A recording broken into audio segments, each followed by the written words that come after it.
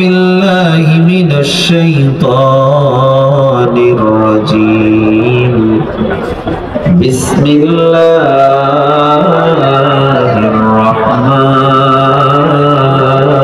الرحيم ولنبلونكم بشيء من الخوف والجوع ونقص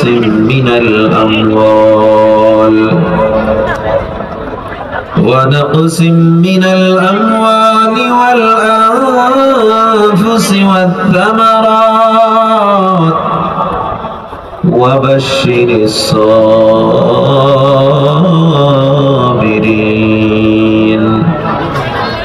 وقال النبي صلى الله عليه وسلم من أحب لله وأبغض لله وأعطى لله ومنع لله فقد استكمل الإيمان সবাই আমরা দুরূদ পড়ি নামাজে যাই দুরূদ পড়ি আল্লাহুম্মা সাল্লি আলা মুহাম্মাদ ওয়া আলা আলি মুহাম্মাদ কামা সাল্লাইতা আলা ইব্রাহিম ওয়া আলা আলি ইব্রাহিম ইন্নাকা হামিদুম মাজিদ আল্লাহুম্মা বারিক আলা মুহাম্মাদ ওয়া আলা আলি মুহাম্মাদ كما باركت على إبراهيم وعلى آل إبراهيم إنك حميد مجيد زندگی ہے از برائے بندگی زندگی بے بندگی شرمندگی عیش عشرت کے لیے دنیا نہیں याद रख तो बंदा है मेहमान ही ला इलाहा इल्लल्लाह ला इलाहा इल्लल्लाह ला इलाहा इल्लल्लाह ला इलाहा इल्लल्लाह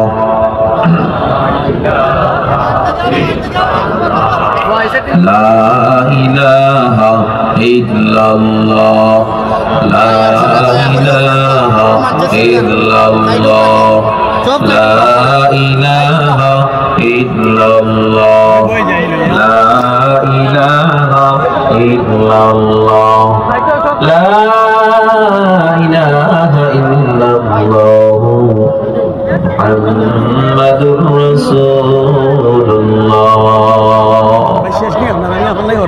أستغفر الله ربي من كل ذنب وأتوب إليه لا حول ولا قوة إلا بالله لا حول ولا قوة إلا بالله العلي العظيم স্বপ্নের ছোঁয়া ইসলামিক ফাউন্ডেশন ও অনন্তপুর গ্রামবাসীর উদ্যোগে আয়োজিত তৃতীয় বার্ষিক ইসলামী মহাসম্মেলন উপস্থিত মাহফিলের সম্মানিত সভাপতি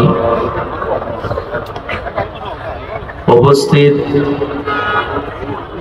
আমার কলিজার টুকরা সম্মানিত আয়োজক বৃন্দ যুবক ও মুরব্বী বাবারা আল্লাহ পাকের দরবারে অসংখ্য অগণিত শুকর আদায় করছি যিনি আমাদেরকে অত্যন্ত দয়া ও মায়া করে আজকের এই মহতি জলসায় কোরআন ও সুন্নাহ থেকে কিছু কথা শোনার সুযোগ করে দিলেন আল্লাহ পাকের দরবারে সকলে একবার শুকর আদায় করে জোরে পড়ি আলহামদুলিল্লাহ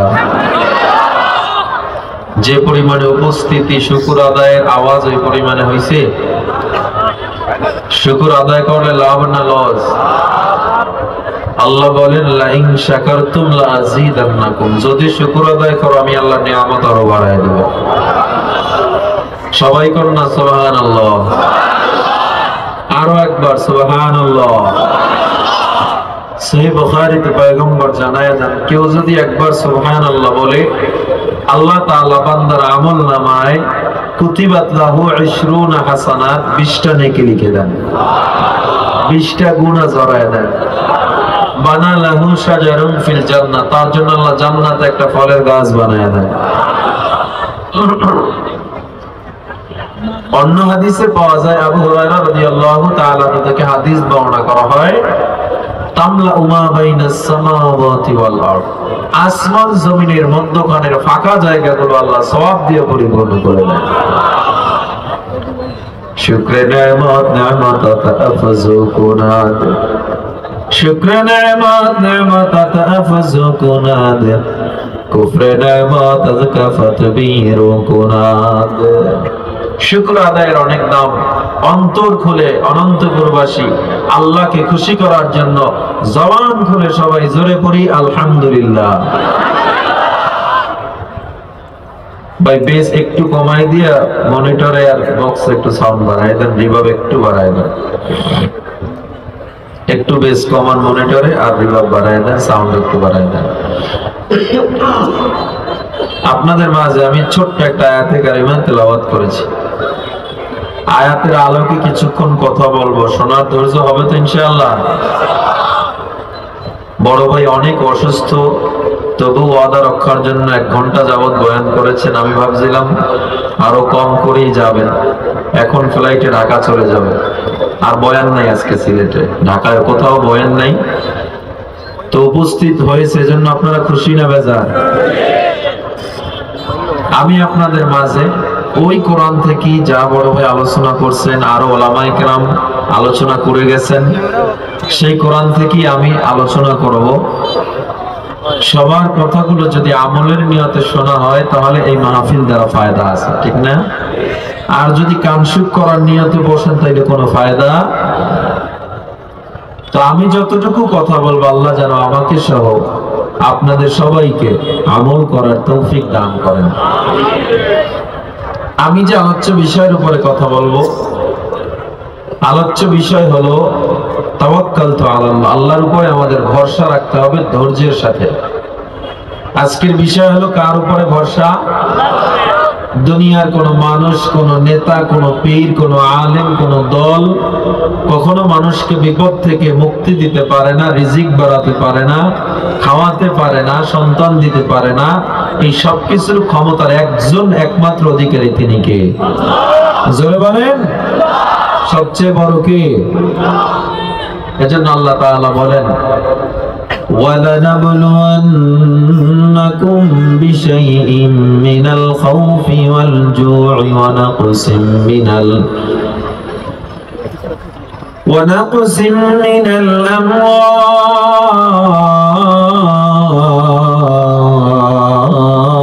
الأموال ولنبلونكم بشيء من الخوف والجوع ونقص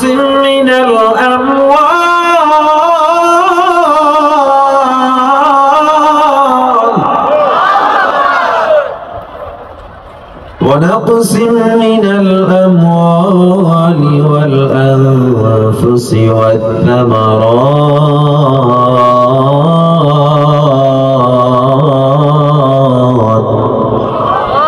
আল্লাহ বলে, বান্দা আমি আল্লাহ তোমায় অবশ্যই পরীক্ষা করব।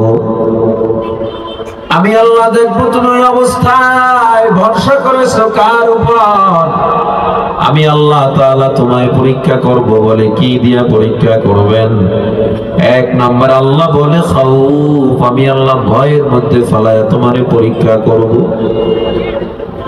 ভয়ের মধ্যে ফেলে আল্লাহ কেমনে মানুষকে পরীক্ষা করবেন? আল্লাহ এখানে ভরসা এবং ধৈর্যের পরীক্ষা নেবেন। হঠাৎ যুদ্ধের ময়দান থেকে ডাক এসে যাবে, আল্লাহর দ্বীন রক্ষার জন্য, নবীর ইজ্জত রক্ষার জন্য জীবনও দেওয়া লাগতে পারে। তুমি চিন্তা করবা, আমি যদি এখন যুদ্ধের ময়দানে যাই, ইসলামের পক্ষে যাই, জীবনটা আমার শেষ হয়ে যেতে পারে। আমার বিবি আমার বিধবা হতে পারে, সন্তান আমার ইয়াতীম হয়ে যেতে পারে, কিন্তু এইখানে আল্লাহর পরীক্ষা। তুমি ধৈর্য ধরে ভরসা করছো কার উপরে, নাকি ভয়ের কারণে তুমি ঘরের মধ্যে লুকায় রইছো? আল্লামা ইবনে আব্বাস রাদিয়াল্লাহু তাআলা জানায়া দেয়, এজন্য ঈমানদাররা কখনো মৃত্যুকে ভয় করে না। ঈমানদাররা শুধুমাত্র আল্লাহকেই ভয় করে এবং মৃত্যুকে আলিঙ্গন করে। ঈমানদাররা সবসময় বিশ্বাস করে মরণ যেহেতু আল্লাহ দিবে, যেখানে নির্ধারিতের বাইরে মরণ হবে না। ও আমার সিলেটের মুসলমান, আমার একটু জবাব দেন, আমার মরণ যদি ঘরের মধ্যে থাকে, আমি বাইরে থাকলে মরণ হবে নাকি? জোরে বলেন। আমার মরণ লেখা ঘরের মধ্যে, বাইরে গেলে মরণ হবে না। সুতরাং যারা আল্লাহর ভয়ের মধ্যে পরীক্ষায় তোমরা ফেল করতেছো, ওই যুদ্ধের ময়দানে যেতে ভয় পাও, কারণ যুদ্ধের ময়দানে গেলে মরা লাগতে পারে না। মুসলমান না, না, ঈমানদাররা মনে করে ওই যুদ্ধের ময়দানে যদি আমার মরণ না লেখা থাকে, হাজার গুলি আমার বুকে আসলেও আমার মরণ হবে না। আর যদি মরণ লেখা থাকে, ঘরে পালায়া থাকলেও মরণ হবে, ঠিক কিনা? লড়াইয়ের ওই ময়দানেতে যেতে তোমাকে হবে, প্রয়োজনে সব রক্তটুকু জমিনেই ঢেলে দিবে। লড়াইয়ের ওই ময়দানেতে যেতে তোমাকে হবে, প্রয়োজনে সব রক্তটুকু জমিনেই ঢেলে দিবে। তবুও তোমায় লড়তেই হবে, মানিবে না পরাজয়। তবুও তোমায় লড়তেই হবে, মানিবে না পরাজয়। বিপ্লব মানে জীবন দেয়া বসে থাকা নয়, সে কোনো দিন আসবে না রে, করো যদি ভয়। বিপ্লব মানে জীবন দেয়া বসে থাকা নয়, সে কোনো দিন আসবে না রে, করো যদি ভয়। আসবে বিজয় রক্ত আর জীবনের বিনিময়, আসবে বিজয় রক্ত আর জীবনের বিনিময়। বিপ্লব মানে জীবন দেয়া বসে থাকা নয়, সে কোনো দিন আসবে না রে, করো যদি ভয়। ঈমানদাররা কখনো ভয় করে না। ঈমানদাররা জুলুম ভয় করে না। ঈমানদাররা যুদ্ধের ময়দানে জীবন দেওয়াকে ভয় করে না। এজন্য যার অন্তরে কালেমা আছে, আল্লাহর ভয় আছে, মৃত্যুকে যারা এক বাক্যে স্বীকার করে নেয়, আমার মরণ যেখানে আল্লাহ লেখছে হবে, এরা কখনো আল্লাহর দিনের ডাক আসলে, এরা কখনো যুদ্ধের ময়দানে ডাক আসলে পিছপা হতে পারে না। এরা আল্লাহর জীবন, আল্লাহ তাআলার দিন রক্ষার জন্য জীবনটাকে ময়দানে দেওয়ার জন্য সবার আগে প্রস্তুত থাকে, ঠিক কিনা? আপনাদের ভয় লাগেনি? লাগে? হ্যাঁ, ভয় থাকলে কিন্তু আল্লাহ যে পরীক্ষা করবেন, এই পরীক্ষা আপনি ফেল করে ফেলছেন। রইসুল মুফাসসির আল্লামা ইবনে আব্বাস রাদিয়াল্লাহু তাআলা জানায় দেয়, দ্বিতীয় নম্বরে আরেকভাবে আল্লাহ ভয়ের মধ্যে পরীক্ষা করবেন। কেমনে আল্লাহ পরীক্ষা করবে? ও মুসলমান, জালিমের হাতে তুমি বন্দী হয়ে যাবা, এক পাশে থাকবে জাহান্নামের আগুনের মতো কুণ্ডুলি, আর এক পাশে তুমি দাঁড়ানো। জালিমরা বলবে কালেমা ছাড়, নচেৎ তোরে আগুনের মধ্যে ফালা দিব। ঈমানদার বলবে আমি আগুনে পড়তে রাজি, আমি কালেমা ছাড়তে, ঈমান ছাড়তে রাজি না। এতটুকু ঈমান যদি অন্তরে না থাকে, ও মুসলমান, খবরদার এই চিন্তা কইরেন না যে পার পেয়ে যাবে। আল্লাহ বলে, ওয়ালানাবলুওয়ান্নাকুম বিশাইইম মিনাল খাউফ, আমি আল্লাহ তোমায় ভয়ের মধ্যে ফেলে পরীক্ষা করব, দেখবো তুমি আমি আল্লাহর উপরে কতটুকু ভরসা করছো। ঈমানদাররা যেই মুসলমান পাক কালেমা স্বীকার করে নেয়, ওই মুসলমানের সামনে কোনো কামান, কোনো বুলেট, কিছুই যেন টিকতে পারে না। কারণ মুসলমানের অন্তরে আল্লাহর ভয় আর মুখে আছে কালেমা তাকবীর, ঠিক কিনা? জোরে বলে। ভয় পাইতে পারে মুসলমান, মুসলমান ভয় পাইতে পারে, মুসলমান কারো গোলামি করতে পারে। নেতার জন্য জীবন দিলা, নেতার পিছে দৌড়াইতে দৌড়াইতে বিবির সময় দিতে পারবা না, বউরে সময় তো দিলা না, সন্তানের খবর পর্যন্ত নেওয়ার টাইম পর্যন্ত তুমি পাও নাই। নেতা তোমারে পালায়া পালায়া গেল, খবর পর্যন্ত নিল না। ঠিক আপনারা আস্তে কইলেও ঠিক, জোরে কইলেও ঠিক। জোরে বলেন ঠিক না বেঠি? নেতা তোমাকে খাওয়াতে পারবে না, পীর তোমাকে খাওয়াতে পারবে না, আলেম তোমারে খাওয়াতে পারবে না। এজন্য যে আল্লাহ রিজিক দেয়, ইজ্জত দেয় আল্লাহ, খাওয়ায় যে আল্লাহ, গোলামি চলবে কার? জোরে বলেন গোলামি চলবে কার? রিজিক দেওয়ার মালিককে, ইজ্জত দেওয়ার মালিককে, বেইজ্জতি করার মালিককে। ওয়া তুইজ্জু মা তাশা ওয়া তুযিল্লু মা তাশা,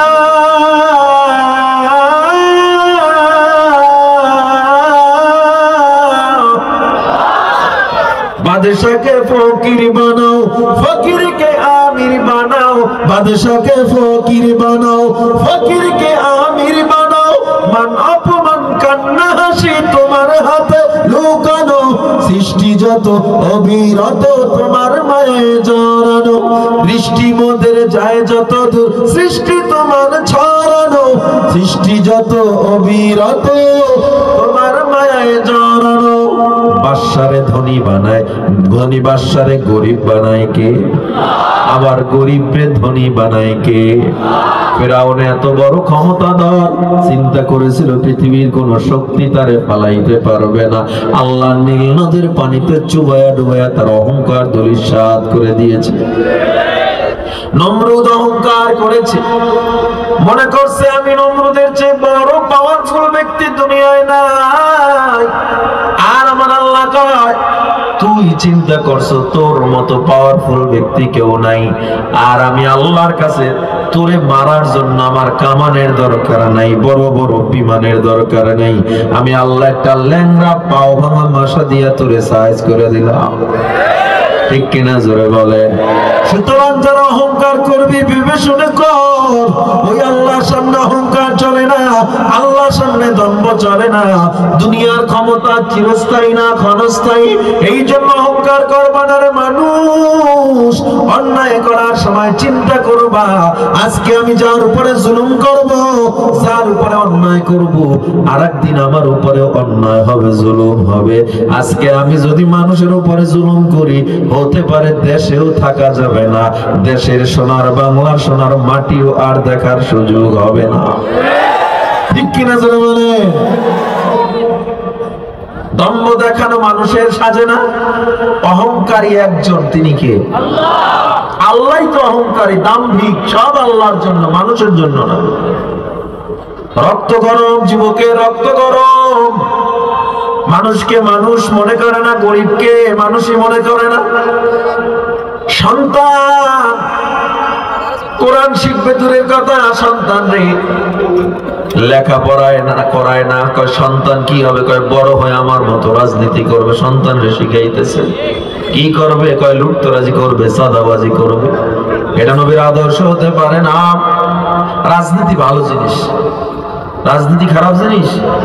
ভালো জিনিস, কিন্তু দুর্নীতি করলে এটা ভালো না। কারণ আমার নবী নিজে রাজনীতি করেছেন, সাহাবায়ে কেরাম রাজনীতি করেছেন। এখন অনেকে রাজনীতির ঘৃণার চোখে কেন দেখে? কারণ বাংলাদেশের এই 52-53 বছরে ঘৃণার রাজনীতি হয়েছে, ভালোটা হয় না। ঠিক কিনা বলেন? তাহলে হুজুর 52 দেখলাম, 52-53 বছর ধরে তো দেখলাম, 73 দেখলাম, 79 দেখলাম, 86 দেখলাম, 91 দেখলাম, 96 দেখলাম। হুজুর 2001 দেখলাম, 6, 7, 8 দেখলাম, 12 দেখলাম, 14 দেখলাম, 18 দেখলাম, 24 দেখলাম। হুজুর শান্তি তো পাই না। এই বাংলার মানুষ শান্তি পাবে না। বাংলার মানুষ শান্তি পাবে কখন? এই বাংলার মানুষ হত্যা কমবে না, খুন কমবে না, রাস্তার টাকা টেন্ডারবাজি কমবে না। কমবে কখন? ইসলাম ক্ষমতায় যাবে যখন। যারা ইসলামী খেলাফতকে স্বপ্নে দেখে না, ওই জাতির কপালে পরে শান্তি আসতে পারে না। ও আমার যুবক, এই জন্য বলি নেতার গোলামি নয়, মানুষের গোলামি নয়, গোলামি চলবে একজন, আর তিনি কে? আর ওসব বলেন, তুমি কে? তুমি মিটাও সকল চাওয়া দুদিন আগে পরে, তোমার কাছে সকল চাওয়া সবই তোমার তরে।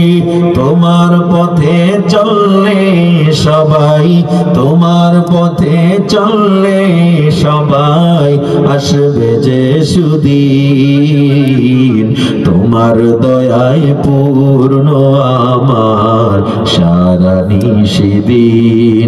আল্লাহ তুমি দয়ার সাগর, রহমানুর রহিম, তোমার দয়ায় পূর্ণ আমার সারা নিশিদিন। গোলামি চলবে কার?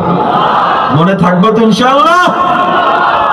আল্লাহ বলে, আমি আল্লাহ তোমার ভয়ের মধ্যে ফেলা পরীক্ষা করব। দিনের দাওয়াত দিতে গেলে ভয় আক্রমণ আসতে পারে। তাফসীরে মাযহারি কাদি সানাউল্লাহ পানিপতি রাহমাতুল্লাহ আলাইহি বলে, আল্লাহ যে ভয়ের মধ্যে ফেলায় পরীক্ষা করতেছে কেমনে? কয়, দিনের দাওয়াত দিতে গেছো, হঠাৎ করে বাধা চলে আসছে, তুমি যদি পালায়া যাও, আল্লাহ কয় ভয়ের মধ্যে পরীক্ষায় তুমি ফেল। আর যদি তুমি বুকটারে উঁচু করে আল্লাহর দ্বীন দাওয়াতের জন্য চলতে থাকো, পাস। সুবহানাল্লাহ। আল্লাহ তাআলা বলে দ্বিতীয় নম্বরে, ওয়াল জুর, আমি আল্লাহ তোমারে ক্ষুধার মধ্যে ফেলায় পরীক্ষা করব। ক্ষুধার মধ্যে ফেলে আল্লাহ কেমনে পরীক্ষা করবেন? ক্ষুধার মধ্যে ফেলে আল্লাহ কেমনে পরীক্ষা করবেন? কি হয়েছে? কেউ না কোনো সমস্যা? আল্লাহ তাআলা বলে, আমি আল্লাহ ক্ষুধার মধ্যে ফেলায় পরীক্ষা করব। কেমনে আল্লাহ ক্ষুধার মধ্যে ফেলায় পরীক্ষা করবে? ঘরে চাল থাকবে না, ডাল থাকবে না, অভাব। আল্লাহ কয়, আমি আল্লাহ দেখবো এই সময় দৌড়ে গিয়া গ্রামীণ ব্যাংকের নাম লেখাইয়া সুদে টাকা নামাইছো কিনা, ব্রাক ব্যাংকে দৌড়ে যায় এনজিওতে গিয়া সুদে টাকা নামাইছো। আল্লাহ কয়, ক্ষুধার মধ্যে তুই ফেল করে ফেলেছ। তোমার ঘরে অভাব, টাকা নাই। ইমানদাররা কি করে? কয়, যায় নামাজটা বিছায় দেয়। যায় নামাজটা বিছা আল্লাহর ডাক দিয়া কয়, দয়ার আল্লাহ, আমার মতো গুনাহগার কেউ নেই আল্লাহ। ও আল্লাহ, আমার মতো নাফরমান কেউ নেই আল্লাহ। ও আল্লাহ, তোমার বান্দার অভাব নাই, আমার তো মালিক তুমি আল্লাহ। আল্লাহ, তুমি আমার গুনাহ ক্ষমা করে দাও, আমার ঘরের অভাব দূর করে দাও। আল্লাহ, আমার সন্তানের বিয়ে হয় না, ব্যবস্থা করো। আমার সন্তানের চাকরি হয় না, ব্যবস্থা করে দাও। আল্লাহর নবী বলে, বান্দার চোখের পানি নাকের ডগায় আসার আগে আমি আল্লাহ তার দোয়া কবুল করে নিই। অথচ আল্লাহ তাআলা কয়, ক্ষুধার মধ্যে আমারে ভুলবি না রে যুবক। অভাবের মধ্যে আমি আল্লাহরে ভুলিস না, কারণ তাইলে তুই ফেল। এটা তোর পর তোরে, তোর জন্য আমি আল্লাহ পরীক্ষা করেছি। দোকানে আগুন লেগে যাবে, তুমি যদি এখন হাত পা আছড়ায় কান্না করো আর বলো, আল্লাহ আমার দোকান কেন আগুন লাগলো? আর কি কারো দোকান আল্লাহ দেখে না? এমন লোক সিলেটে নাই। আমার দোকানে কেন আগুন লাগছে, আর কারো দোকানে কেন লাগলো না? আমার ঘর কেন আগুনে পুরলো, আর কারো ঘরকে আল্লাহ দেখে না? আমার সন্তান কেন পানিতে পড়লো, আল্লাহ কে আর কারো সন্তান দেখে না? আমার ক্ষেত খামারের ধান কম হইল, আল্লাহ কি আর কারো ক্ষেত খামারি দেখে না? এমন লোক আছে না নাই? অথচ আমার আল্লাহ বলে, গোলাম, আমি যাকে বেশি ভালোবাসি তাকে বেশি বিপদ দিয়ে পরীক্ষা করি। আর তুমি? আমরা কেন পাই না? কেন আল্লাহর রহমত আমরা কেন অভাব থেকে ত্রাণ মুক্তি পাই না? কেন জানেন? আল্লাহ তাআলা বলে অভাবে পইরা দোকানে আগুন লাগার পর তুই যদি বলতি আল্লাহ তোমার সিদ্ধান্তে আমি খুশি আল্লাহ, এটার মধ্যে তুমি কল্যাণ রেখেছো, আমার সন্তান পানিতে পড়ে মারা গেছে আল্লাহ, এর চেয়ে ভালো সিদ্ধান্ত আমার জন্য তোমার পক্ষ থেকে ছিল না। আমারে 10-12 হাজার টাকা মাইনে দাও, কামাই করে মাত্র 10-12 হাজার টাকা কামাই করি আল্লাহ, এটাকে আমার জন্য অনেক, আল্লাহ এর চেয়ে বেশি প্রাপ্য আমি না, আমি এটার উপরে শুকর আদায় করি আলহামদুলিল্লাহ। আল্লাহ আমার আল্লাহ কয় তুই যদি শুকর আদায় করতি তোরে আমি আল্লাহ এত নিয়ামত বাড়ায়া দিতাম লা তুহসুহা, গণনা কইরা শেষ করতে পারতি না। কিন্তু বান্দা করে না। নবীদের চেয়ে সাহাবীদের চেয়ে বড় অভাবে তুমি আমি পড়ি না, বড় কষ্টে তুমি আমি নাই, অথচ 3 ওয়াক্ত খানা আল্লাহ খাওয়ায়, রিজিক আল্লাহ দেয়, এরপরেও তুমি নামাজটা পড়ো না। ওই সূর্যটারে আল্লাহ 9,30,00,000 মাইল দূর থেকে আলো দিতেছে, চন্দ্রটাকে আল্লাহ তোমার আমার জন্য বানাইলো, আল্লাহ জমিনের নিচে খনিজ পদার্থ বানায় দিল, আল্লাহ তাআলা শাকসবজি তরুলতা সব বান্দার জন্য। সুরমা নদীর দিকে তাকায় দেখো কত ধরনের মাছ আমার আল্লাহ তোমার আমার জন্য বানায় দিল, কত ধরনের খাবার, কত ধরনের গোশত আল্লাহ তোমার আমার জন্য বানায় দিল। এরপরেও কেন মুসলমান তুমি আল্লাহরে মানতে পারো না? আল্লাহ কয় তোরে ফজর ডাইকাও পাইলাম না, জোহরে ডাইকাও তোরে পাইলাম না, আসরে ডাইকা মাগরিবে ডাইকা তোরে আমি আল্লাহ পাইলাম না, এশায় তোরে আমি পাইলাম না। বল বল আমি কি বড় অপরাধ করলাম তোরে সৃষ্টি করে? খন্দকের যুদ্ধে মায়ার নবী আমার হযরত জাবের রাদিয়াল্লাহু তাআলা কূপ খনন করতেছে, সহিহ বুখারীর বর্ণনা। জাবের রাদিয়াল্লাহু তাআলা কূপ খনন করতেছে, হঠাৎ করে নবী তাকায় দেখে জাবেরের ওই হাতিয়ার আর চলে না, ঘামায়া শেষ হয়ে যাচ্ছে। আমার নবী ডাক দিয়া কয় জাবের তোমার বুঝি বড় কষ্ট হয়, তোমার বুঝি বড় ক্ষুধা লেগে গেছে? হযরত জাবের চোখের পানি ছেড়ে কান্না করে আর কয় মায়ার নবী তাকায় দেখেন আমার পেটে পাথর বাঁধা, আমি একদিন হয়ে গেল একটা দানাও এখন পর্যন্ত খাইতে পারি নাই।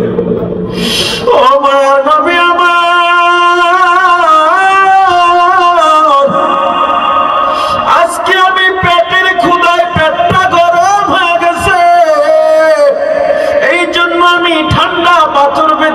ক্ষুধা নিবারণের চেষ্টা করতেছে। ও নবী আমার আপনার জাবের 1 সপ্তাহ পর্যন্ত ভারী কোনো খাবার খায় না, গত 24 ঘন্টা আগে একদিন আগে একটা খেজুর খেয়েছিলাম। আমার নবী কয় জাবের তুমি উপরে আসো, এখনো কূপ খননের অনেক কাজ বাকি, তুমি একটু রেস্ট নাও। কথা বইলা নবী নিজে ওই হাতিয়ার দিয়ে কাটা শুরু করলো। আমার নবী যখন কাটা শুরু করলো নবীর ঘাম বেয়ে বেয়ে পড়তেছে, ঘাম বেয়ে বেয়ে জমিনে পড়তেছে, নবী কূপ খনন করতেছে, খন্দকের কূপ আমার নবী খনন করতেছে, নবীর ঘাম বেয়ে বেয়ে পড়তেছে। আমার মায়ের নবীর ঘাম মোবারকের কত দাম, সাহাবায়ে কেরামরা বোতল ভরে ভরে নবীর ঘাম সংরক্ষণ করত, কারণ আমার নবীর ঘাম থেকে মেশকম্বরের ঘ্রাণ আসতো। নবী আমার কূপ খনন শেষ করার পর হঠাৎ করে হাতটা উপরে উঠে যখন নবী কূপের উপরে উঠতেছে, হযরত জাবের রাদিয়াল্লাহু তাআলা তাকায় দেখি মায়ার নবীর ওই চাদরের ফাঁক দিয়ে পেটে পাথর দেখা যাচ্ছে। হযরত জাবের নবীর হাতটা ধরে উঠে কান্দে আর কয় নবী গো আমার পেটে ক্ষুধার জন্য আপনি নিজে খনন করলেন, আপনার পেটেও তো পাথর দেখা যায়। আমার মায়ের নবী ডাক দিয়ে কয় জাবের তুমি তো ক্ষুধা যন্ত্রণা একদিন পর্যন্ত খাও না, দিছো একটা, আর তোমার নবী 2 দিন পর্যন্ত খায় না, দেখো পেটে পাথর বাঁধছে 2টা। জোরে বলেন আল্লাহু আকবার, আল্লাহু আকবার। ক্ষুধার জ্বালায় নবীজি মোর বেঁধেছিলেন পেটে পাথর, কাতর হয়ে মাঝে মাঝে পড়ে যেতেন জমিনে, নবী বিনে কে তরাবে পুলসিরাত মিজানে। এমন এতিম নবী আমার,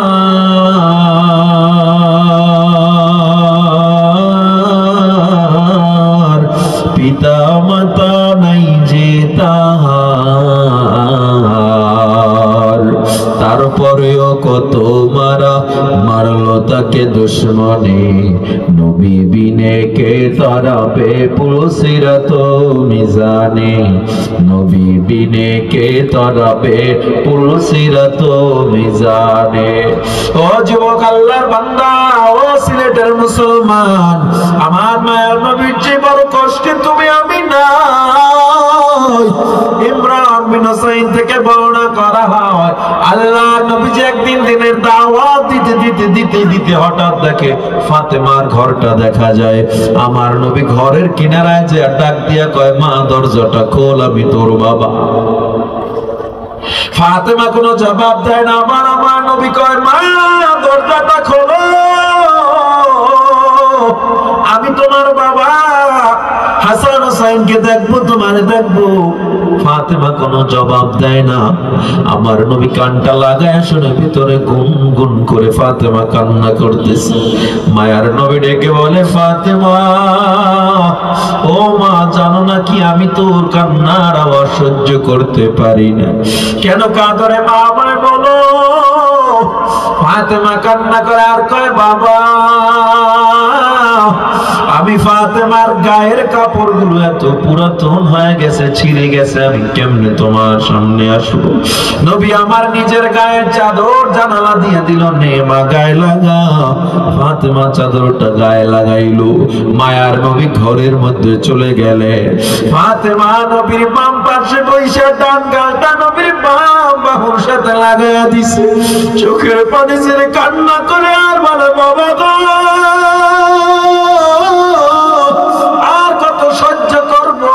সহ্য করা যায় না, ক্ষুধার যন্ত্রণা বাবা সহ্য করা যায় না। ও বাবা গো, ঘরে কেরোসিন তৈল বাতি জ্বালানোর জন্য তুমি যদি আর একটু দেরি করে আসতা, তৈলগুলো আমি খেয়ে ফেলতাম। ও বাবা। আমার নবী কয়, কেন মা, কি হয়েছে বলো। ফাতেমা কয়, বাবা 3 দিন হয়ে গেল ঘরের চুলায় আগুন জ্বলে না। ও বাবা, ঘরের চুলায় আগুন জ্বলে না। তোমার আদরের নাতি হাসান হুসাইন 3 দিন পর্যন্ত খানা পায় না। আমার নবী কান্নায় ভেঙে পড়লেন। নবীর কান্নার আওয়াজে হাসানের ঘুম ভেঙে গেল, হুসাইনের ঘুম ভেঙে গেল। দৌড়ে এসে আমার নবীর জড়াইয়া চোখের পানি ছেড়ে কাঁদে আর কয়, নানা ভাই, গোটা আরবের বিচার করো, আজকে যদি একটা বিচার না করো তোমারে আর আমরা মানি না। আমার নবী কয়, কি হয়েছে নাতি আমার বলো। হাসান হুসাইন পেটের থেকে চাদর সরায় কয়, ও নানা তাকায় দেখো, আজকে দেখো পেটটা পিঠের সাথে লেগে গেছে। তোমার মেয়ে 3 দিন পর্যন্ত আমাদের খানা দেয় না, তোমার মেয়ের বিচার করো। আমার নবী হাসান হুসাইনের জানায়া নবী আমার চোখের পানি ছেড়ে কাঁদে আর কয়, তোরা কার কাছে বিচার চাও? তোর নানার খবর কি তোরা নিছ? আমার নবী পেটের থেকে চাদরটা সরাইয়া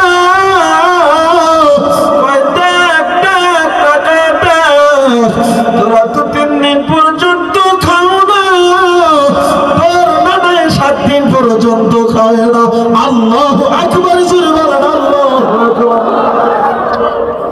আমার নবী কয়, ও হাসান দেখ, আমি রুটি গোশত কোনো খাবার 7 দিন পর্যন্ত খাই না। জিবরিল আমিন হঠাৎ করে হাজির হয়ে গেছে আর কয়, নবী আপনার কান্না, হাসানের কান্না আকাশ বাতাস ভারী হয়ে গেছে, বনের পশু পাখি পর্যন্ত কান্না করে নবী আমার, ফেরেশতারা আপনার কান্না সহ্য করতে পারে না। ও নবী একবার যদি বলেন আমরা দুনিয়া বিদ্যাহাবি ওয়াল ফিদ্দাতি, একবার যদি বলেন ফাতেমার জন্য জমিন থেকে আসমান পর্যন্ত পুরোটা স্বর্ণ রূপা দিয়া বোঝাই করে দিব। নবী আমার কয়, ফাতেমা ফানজুর মাদা তারা, আমায় বলো তুমি কি চাও। এমন অভাবে পইরা তুমি, আমি তো অভাব নাই তবু হারাম খাই। আর ফাতেমা রাদিয়াল্লাহু আনহা এমন অভাবের মধ্যে থাইকেও কয় না আমার 1 ভরি স্বর্ণ দেন, আমি টাকা দিয়া বাজার করব। ফাতেমা বলে রাদিনা বিল আখিরা, ও বাবা আমি দুনিয়া চাই না, আমি আখিরাত চাই। আল্লাহ তাআলা সাথে সাথে ডেকে বলেন, ও আসমানের ফেরেশতারা সাক্ষী থাকো, আমি ফাতেমাকে জান্নাতের সরদারিনী বানায়া দিলাম। এই ফাতেমার চেয়ে বড় কষ্টে তুমি আমি না, এরপর কেন রিজিকের অভাবে, কেন ভয়ের মধ্যে অভাবে পড়লেই গুনাহ করি, কেন সুদের মধ্যে যাই, কেন ওষুধ খাই, হারাম খাই। সুদের 70টা গুনাহ, একটা গুনাহ সবচেয়ে ছোট গুনাহ মায়ের সাথে জিনা করার গুনাহ, নাউযুবিল্লাহ। তাইলে বাকি কোন 70টা গুনাহ কত ভয়ঙ্কর। ও মুসলমান, ও অনন্তপুরের মুসলমান, আমার একটু জবাব দেন, আর সুদ খাওয়া যাবে নাকি? হারাম খাওয়া যাবে? রিজিকের ভয় কেমনে? সন্তান কই পরে কয় মাদ্রাসায় পরে, কয় শেষ তোমার সন্তান, কয় কেন? কয় না খায় মারা যাবে, চাকরি পাবে না। এমন লোক সিলেটে নাই? কয় আছে। কয় তোমার সন্তান চাকরি পাবে না। অনেকে মাদ্রাসায় সন্তান পড়ায় নাই, কি খাবে সন্তান? তার মানে মনে করে চাকরি তারে খাওয়াবে, অথচ রিজিকের মালিককে। চাকরি যদি খাওয়াতে পারত, ILO একটা সংস্থা, প্রশান্ত উপসাগরীয় 28টা রাষ্ট্রের মধ্যে তারা জরিপ করেছে। 28টা রাষ্ট্রের ভিতরে সবচেয়ে বেশি বেকার, 60 লক্ষ বেকার বাংলাদেশে। তাই 60 লক্ষের মধ্যে একজনও কোরআনওয়ালা নাই, টুপিওয়ালা নাই।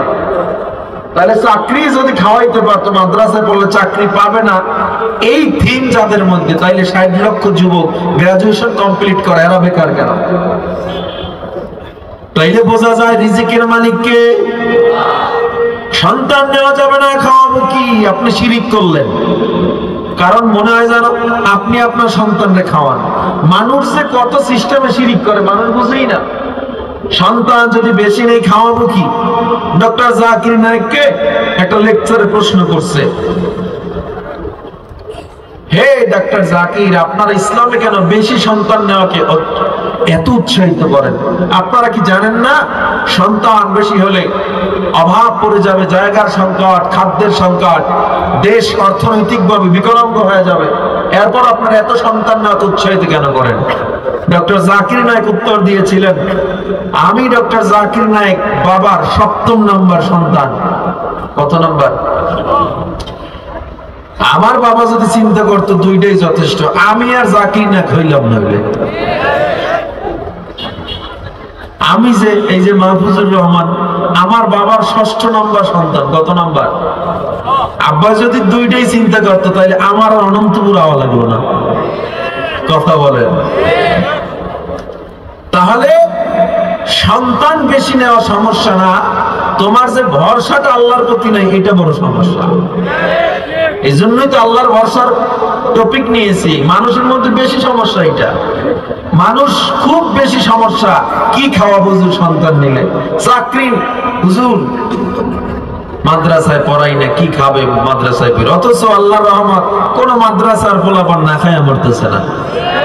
ঠিক আপনারা আস্তে করলেও ঠিক, জোরে করলেও ঠিক, পারলে জোরে কোন ঠিক না বেঠি? মাদ্রাসার সন্তান মাদ্রাসায় পড়া লাভ নাই, কয় মাথা ডুলায় ডুলায় খালি আরবি পড়বে, আর কিছু পারবে না, আর কিছু বুঝবে না। মাদ্রাসায় পড়ে খালি আরবি পড়বে, কোরআনে আরবি ছাড়া আর কিছু নাই কোরআনে। ইহুদি খ্রিস্টানরা বেঈমানরা কালেমা পড়ে পড়ে মুসলমান হয়ে যায়, কোরআন দেখে দেখে কোরআনের ভুল বের করতে গিয়ে নিজেদের ভুল ধরা পড়ে মুসলমান হয়ে যায়। আর মুসলমানের ঘরে জন্ম নিয়ে কোরআন জানে না। ঋগ্বেদ, গীতা, বাইবেল, রামায়ণ রিসার্চ করে মুসলমানরা তো বিধর্মী হচ্ছে না, কোরআন রিসার্চ করে প্রতিনিয়ত কাফের বেঈমান হাজার হাজার মুসলমান হচ্ছে কিনা? কোরআনে কি নাই? আমরা প্রোডাক্টিভ না, মাদ্রাসাওয়ালারা চাকরি পায় না, ওসি হতে পারে না, ডিসি হতে পারবে না, এসপি এমপি মন্ত্রী হতে পারবে না, লাভ কি? হইয়া যদি পালায়া যাও হয়ে লাভ কি? এরপরও আল্লাহ শুকুর, কোরআনওয়ালাদেরকে দেখলো এসপিও চেয়ার ছেড়ে দেয়, ওই মন্ত্রীও চেয়ার ছেড়ে দেয়, ঠিক কিনা জোরে বলেন? এটা কি আমার সম্মান না কোরআনের সম্মান? হ্যাঁ, এটা বুঝবেন। এই কোরআনে কসমোলজি বিদ্যা, অ্যাস্ট্রোলজি, বায়োলজি, জিওলজি, ফিজিক্সের জ্ঞান, পদার্থ বিজ্ঞান, মহাকাশ বিজ্ঞান, গ্যালাক্সি পর্যন্ত কোরআনে আছে। ছায়াপথ, জুপিটার, নেপচুন, শনি, রবি, সোম, মঙ্গল, বুধ, বৃহস্পতি, এই গ্রহের কথা কোরআনে আছে। বিজ্ঞান যেগুলো আবিষ্কার করছে 100-150 বছর আগে, কোরআন আবিষ্কার করে রাইখা দিছে 1500 বছর আগে। যে হুজুররা কিছু বুঝে না, পারে না, এরা এই কোরআন পড়ে। স্টিফেন হকিং, ইংল্যান্ডে তার জন্ম, পদার্থ বিজ্ঞানের জনক বলা হয় তাকে। উনি বিগ ব্যাং থিওরি আবিষ্কার করেছে, পৃথিবী কেমনে সৃষ্টি হয়েছে। এটা একটা কঠিন বিজ্ঞান না, পৃথিবী সৃষ্টি তত্ত্ব। ওনাকে প্রশ্ন করা হলো, উনি কিন্তু প্রতিবন্ধী, 2-3 বছর আগে মারা গেছে। ওনার পুরো শরীর অকেজ অচলাচল, এরকম ঘাড় বাঁকা ছিল, শুধু হাতটা নড়তো। অনেকেই দেখছেন স্টিফেন হকিংকে, এই হাত নাড়ায় নাড়ায়, হাত দিয়ে লিখে লিখে সে পৃথিবী সৃষ্টি তত্ত্ব আবিষ্কার করে ফেলছে। তাকে প্রশ্ন করা হলো, এত কঠিন জিনিস আপনি কেমনে আবিষ্কার করলেন? উনি উত্তর দেয়, আমি তো একা পারি নাই, আমি কোরআনের সাহায্যে পারছি। সুবহানাল্লাহ না? উনি বলে সূরা আম্বিয়ার 30 নম্বর আয়াতে এই বিগ ব্যাং থিওরির কথা আল্লাহর 1000 বছর আগেই বলে রাখছে। চাঁদের নিজের কোনো আলো নাই। বয়ান শেষের পর বাড়ি যাওয়ার সময় আকাশের দিকে তাকায় দেখবেন চাঁদ যে আলো দিতেছে, এই আলোটা তার নিজস্ব আলো নয়, সূর্যের থেকে আলো সংগ্রহ করে করে করে করে পৃথিবীকে আলোকিত করতেছে। চাঁদের মধ্যে যেই পাওয়ার আসলো, বিজ্ঞান মাত্র 200 বছর আগে আবিষ্কার করেছে। আর মহারব্বুল আলামিন পবিত্র কালামুল্লাহ সূরা ফুরকানের 61 নম্বর আয়াতের 1000 বছর আগে বলে দিয়েছে। সুবহানাল্লাহ বলেন। তাবারাকাল্লাযী জাআলা ফিস সামাই বুরুজাও ওয়া জাআলা ফিহা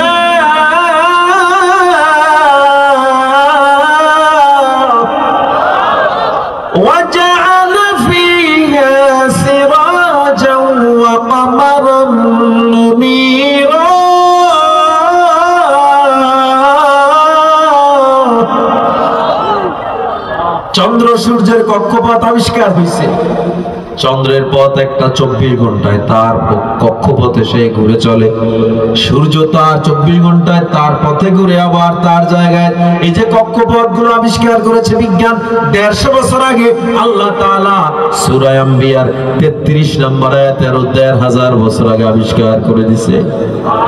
হুয়াল্লাযী খালাকাল লাইলা ওয়ান নাহার ওয়াশ শামসা ওয়াল কমার কুল্লুম ফি ফালাকিন ইয়াসবাহুন। পিঁপড়া বিদ্যা আবিষ্কার করছে বিজ্ঞান। কষ্ট হচ্ছে আপনাদের? চলবে একটু টাইম? কষ্ট হচ্ছে না তো? পিঁপড়া বিদ্যা, পিঁপড়ারা মারামারি করে জানেননি? পিঁপড়ারা যখন মারামারি করে এদের আবার সালিশ ব্যবস্থা আছে। পিঁপড়াদের প্রধানমন্ত্রীকে আমরা ভিন্ন, পিঁপড়াদের স্বরাষ্ট্রমন্ত্রীকে আমরা ভিন্ন। যোগাযোগ মন্ত্রণালয় আছে, এদের সড়ক ও যোগাযোগ পরিবহন মন্ত্রণালয়।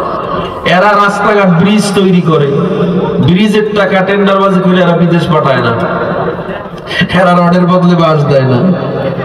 তো পিঁপড়া যে ব্রিজ বানায়, এটা আবার তারা পরীক্ষামূলক নিজেরা চড়ে, ওই মন্ত্রণালয়ের যারা যারা আছে, যে অন্যান্য পিঁপড়ারা চলাচল করতে পারবে কিনা।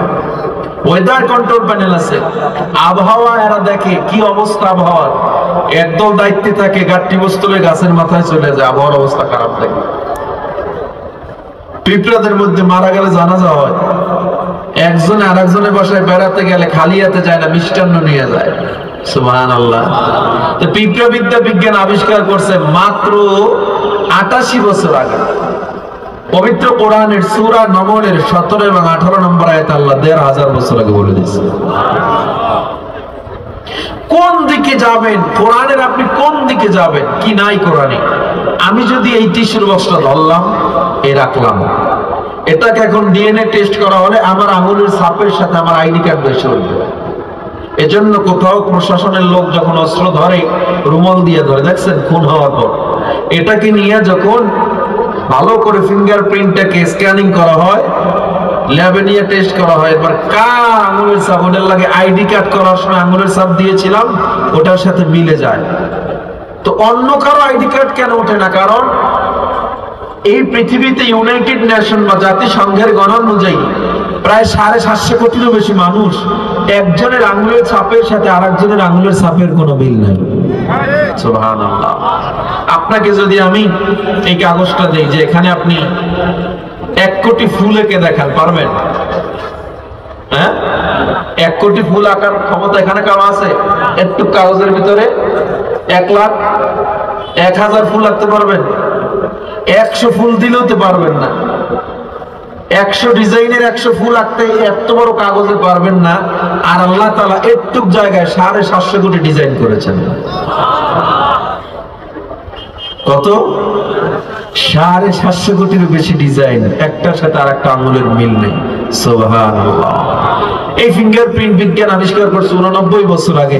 আল্লাহ তাআলা সূরা কিয়ামত 3 ও 4 নম্বর আয়াতে 1500 বছর আগে বলে দিয়েছে। তাহলে বুঝেন, কোরআন আগে না বিজ্ঞান আগে? জোরে বলেন। চিকিৎসা বিজ্ঞান কয় হার্টকে ভালো রাখতে চাও, ডান কাত হয়ে ঘুমাও। আমার নবী 1500 বছর আগে বলে ডান কাত হয়ে শোয়া সুন্নাত। চিকিৎসা বিজ্ঞান বলে লিভারকে ভালো রাখতে চাও, খবরদার মদ পান করবা না। আমার কোরআন 1500 বছর আগে বলে মদ পান হারাম। চিকিৎসা বিজ্ঞান কয় লিভারকে ভালো রাখ, পাকস্থলী ভালো রাখতে চাও, শুয়োরের গোশত খায়ও না। ইসলাম 1500 বছর আগে বলে শুয়োরের গোশত হারাম। ও মুসলমান, এর দ্বারা প্রমাণ হয় এই পৃথিবীতে যত জ্ঞান আছে ওর নাম জ্ঞান না, জ্ঞানের নাম একমাত্র আল কোরআন, ঠিক কিনা? যারা কোরআনকে মাইনাস করে অ্যাভয়েড করে চলার চেষ্টা করো, জেনে নাও বেঈমানরা কোরআনকে আপন করে নিল, আর তুমি ইমানদার হইয়া মুসলমান হইয়াও কোরআনকে আপন বানাইতে পারলা না। ও আমার যুবক, ও আমার বৃদ্ধ বাবা, শুধুমাত্র ওলামায়ে কেরামকে অবজ্ঞা করে কোনো লাভ নাই। তোমার উচিত ছিল সন্তানকে কোরআন শিখানো, নিজের কোরআন শিখা। তুমি পারো না, আফসোস করো। যারা পারে তাদের নিয়ে তিরস্কার করো না। ওই টকশোতে বয়া বয়া কিছু বুদ্ধিজীবী নামের বুদ্ধি প্রতিবন্ধী গুলো দেখছেন, একটার মাথায় চুল নাই, স্টেডিয়ামে রয়েছে মাথা, দেখছেন নি? সব বুদ্ধি প্রতিবন্ধী, বয়া বয়া শুধু কোরআনের বিরোধিতা, শুধু শুধু মাদ্রাসার বিরোধিতা। ওই টকশোতে বয়া বয়া কেমনে ইসলামকে মাইনাস করা যায়। শান্তি আসবে না, শান্তি আসবে না। আল্লাহর কসম, মুসলিমের মুসলমান, এই কোরআন যতদিন না পর্যন্ত পরিবারে যাবে, পরিবারে শান্তি আসবে না। রাজনীতিতে যতদিন না পর্যন্ত এই কোরআনের সংবিধান আসবে, ওই রাজনীতিতেও শান্তি আসবে না। কোরআনকে মাইনাস করবা তো জীবন কপাল পোড়া। হুজুররা কি করছে দেশের জন্য? আমরা কিছু করি নাই, তোমরা তো দেশকে 5 বার দুর্নীতিতে চ্যাম্পিয়ন বানাইছো, এটা তো পারছো। হুজুররা কি কি করছে দেশের জন্য? এরা প্রোডাক্টিভ না, কি সম্মান বয়ে আনছে। তোমাদের টাইগার বাহিনী ক্রিকেট দল, পত্রিকার পাতা খুললেই দেখবো টাইগার বাহিনী বিদেশ থেকে ডিম লই আইছে, কথা কয় না? বিশ্বকাপ তো দূরের কথা, একটা চায়ের কাপ আনতে পারে না, ঠিক নেই? এদের পিছনে কোটি কোটি ডলার, কোটি কোটি ডলার, এত খরচ, ঘর বাড়ি সব দিলা, দেশের জন্য কিচ্ছু করতে পারে নাই।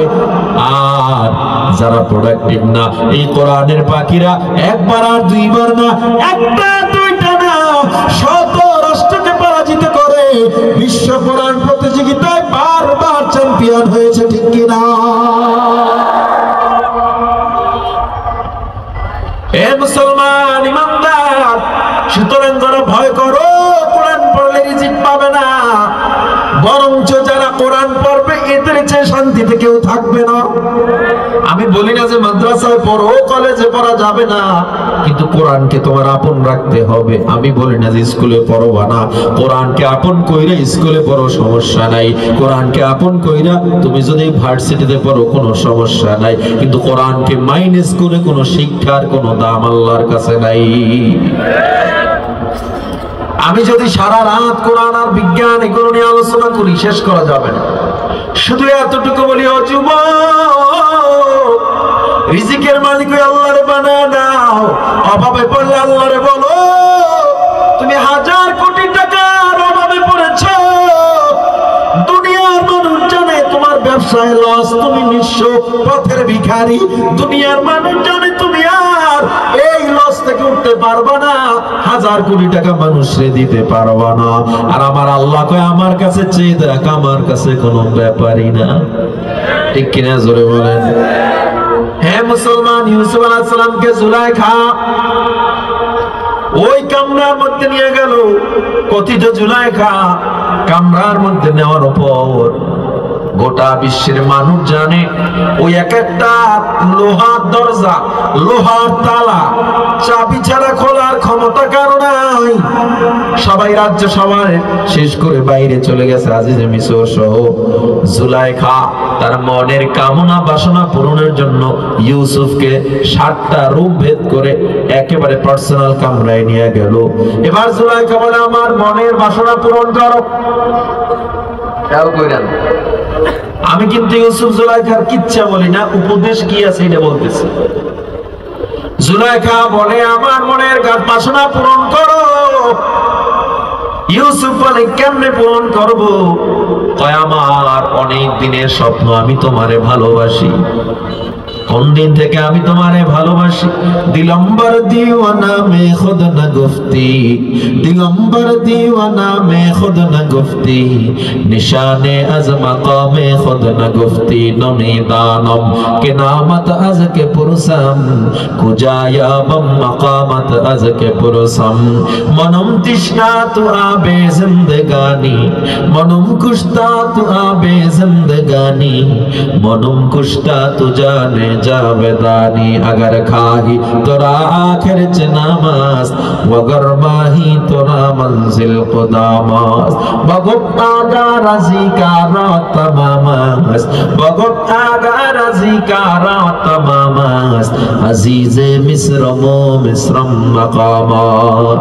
सुंदरी ডেকে বলে ইউসুফ, বহু আগে বহু যুগ আগে আমি তোমার স্বপ্নে দেখেছিলাম, সেদিন থেকে আমি তোমার প্রেমে হাবুডুবু খাই। তুমি যখন কেনান থেকে মিশরের বাজারে, গোলামের বাজারে আসছো, আমি আর আজ যে মিশর তোমারে ক্রয় করেছিলাম, সেই দিন থেকে আমি তোমারে ফলো করি। তোমার সব কিছু আমার কাছে স্পেশাল মনে হয়েছে। আমি তোমার প্রতি আসক্ত। আজকে তুমি আমার মনের কামনা বাসনা পূরণ করো। ইউসুফ আলাইহিস সালাম বলে নাউযু বিল্লাহ, এখন আমি বুঝলাম আপনার মনের মধ্যে কি কাজ করতেছে। আমি এক আল্লাহর গোলাম, ওই আল্লাহর সামনে আমি কখনো গুনাহ করতে পারবো না। জুলাইখা এবার মূর্তিগুলো কাপড় দিয়ে ঢেকে দিছে। তাফসীর ইবনে কাসিরে বলা হয় ইউসুফ নবী কয় কেন ঢাকছেন? জুলাইখা কয় তুমি না বলছো তোমারে দেখবে। ইউসুফ আলাইহিস সালাম কয় জুলাইখা আমি এমন এক আল্লাহর গোলাম যার কাপড় দিয়ে ঢাকা যায় না। আমি ওই গভীর সমুদ্রে গেলাম, আমার আল্লাহ আমারে দেখে। আমি এমন এক আল্লাহর গোলাম যিনি আসমান বানাইছে, জমিন বানাইছে। আমি এমন এক আল্লাহর গোলাম যিনি গোটা বিশ্ব জগৎ বানাইছে, যিনি তোমাকেও বানাইছে, আমাকেও বানাইছে। আল্লাহু আকবার বলেন। আমি এমন এক আল্লাহর গোলাম, না আমি পারবো না। এবার জুলাইখা চিন্তা করছে জোর না করলে হবে না, জোর কইরা সামনে আগাইতেছে। গোটা বিশ্বের মানুষ জানে, সাধারণ জ্ঞান বলবে ওই তালা খুলবে না। আল্লাহকে আমার উপরে ভরসা কইরা দেখে, তা আমার কাছে ব্যাপারই না। ঠিক কিনা জোরে বলেন? ভরসা করতে হবে কার উপরে? ইউসুফ আলাইহিস সালাম পেছনের দিকে যখন দৌড় দিল, দৌড় দিয়া দরজার দিকে সামনের দিকে যখন দৌড় দেয়, ইউসুফ আলাইহিস সালাম আল্লাহর উপরে ভরসা করে দৌড় দেয়, আমার আল্লাহর হুকুমের দরজার তালাটা খুলে যায়। সুবহানাল্লাহ। একটা দুইটা তালা না, 7টা দরজার তালা টাস টাস করে খুলে যায়। ইউসুফ নবী সামনে বইরা দেখে জুলাইখার স্বামী আজিজ মিসর সামনে দাঁড়ায় রইছে। এবার জুলাইখা বিপদে পড়ে গেল, কি করব, ইজ্জত যায়, রাজ সব মানুষগুলো সামনে দাঁড়ানো। আজিজ মিসর ডাক দিয়া কয়, ইউসুফ কি হয়েছে বলো, কেন হাঁপায়া গেছো?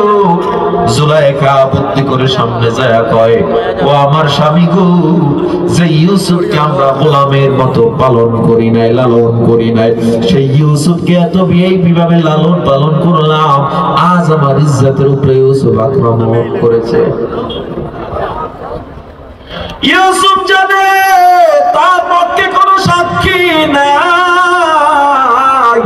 আর আল্লাহ কয় তুই আমার উপরে ভরসা করছো, তোর কোনো টেনশন নাই। জিবরিল আমিন কানে কানে কয়, ইউসুফ তুমি বলো আমি নির্দোষ, আমার সাক্ষী আছে। সুবহানাল্লাহ। ইউসুফ জানে না কেমনে সাক্ষী কই পাবে। ইউসুফ ভরা মজলিসে কয়, আমি নির্দোষ, আমার পক্ষে সাক্ষী আছে। হ্যাঁ তু বুরহানুকুম, আজিজ মিসর কয় তাইলে দলিল দাও। ইউসুফ আলাইহিস সালামের কানে কানে জিবরিল কয়, তুমি বলো আমার পক্ষে সাক্ষী দিবে দোল নাই দোল খাওয়া 3 মাসের একটা দুধের বাচ্চা। দুনিয়ার মানুষ কয় এটা সম্ভব না, আল্লাহ কয় ইউসুফ আমার উপরে ভরসা করছে, আমার দ্বারা এটা কোনো ব্যাপারই না। যাও দুলনা থেকে বাচ্চা নিয়ে আসো। সবাই হাসতেছে, ইউসুফ পাগল হয়ে গেছে। ইউসুফ আলাইহিস সালামের কোলে যখন বাচ্চাটা দেওয়া হয়, ইউসুফ আলাইহিস সালাম বলে, ও আল্লাহর গোলাম, আল্লাহর নামে সাক্ষী দিয়ে দাও, ছোট্ট বাচ্চাটা শাহাদাত আসমানের দিকে উঠাইয়া আল্লাহু আকবার, আল্লাহু আকবার, আল্লাহু আকবার 3 বার বলল। এরপরে বলে, ওয়াল্লাযী বিয়াদিহি নাফসি, ওই আল্লাহর কসম যে আল্লাহর হাতে আমি বাচ্চার জান আর প্রাণ। ইউসুফের জুব্বা যদি সামনের থেকে ছেঁড়া হয়, ইউসুফের জুব্বা যদি সামনের থেকে ছেঁড়া হয়, ইউসুফের জুব্বা সামনের থেকে ছেঁড়া হইলে ইউসুফ জুলাইখার উপর আক্রমণ করেছে, ইউসুফ দোষী, জুলাইখা তারে সরাতে চেয়েছে। আর যদি পিছন দিক থেকে ছেঁড়া পাও, জুলাইখা তারে আক্রমণ করেছে, ইউসুফ নির্দোষ। এবার আজিজ মিসর ইউসুফের কাছে গিয়া দেখে ইউসুফের জুব্বা পেছন থেকে ছেঁড়া, মানে জুলাইখা তারে আক্রমণ করেছে, ইউসুফ এখানে কোনো দোষ নাই। আল্লাহু আকবার। আল্লাহ কয়, তোর কাছে মনে হইছে সাক্ষী নাই, কিন্তু আমার উপর ইউসুফ ভরসা করছে, আমার কাছে এগুলো কোনো ব্যাপারই না। সাথে সাথে ইউসুফকে মুক্তি দিয়ে দিছে নাকি না? রাজারা দোষ করলে কখনো স্বীকার করে না, দোষ করে রাজায়, সব অপরাধ সহ্য করে প্রজারা, ঠিক কিনা? দেশের টাকা বিদেশ পাঠায় মন্ত্রীরা, আর দ্রব্য বাজারে আগুনে যত সমস্যা হয় গরিবের, ঠিক কিনা? এত অপরাধ করলো মন্ত্রী এমপিরা, আর সব জেলখানায় পচে পচে মরলো ওলামায়ে কেরামরা, ঠিক কিনা?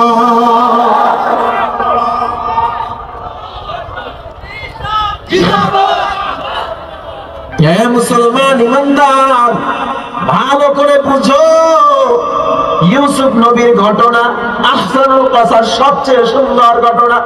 4 দিন 5 দিন ব্যাপী মাহফিল দিলে তাফসীর করে শেষ করা যাবে না। আমি শুধু আল্লাহর ভরসা এবং তাওয়াক্কুলের টপিক, এজন্য আমি আলোচনায় উদাহরণ টানতেছি।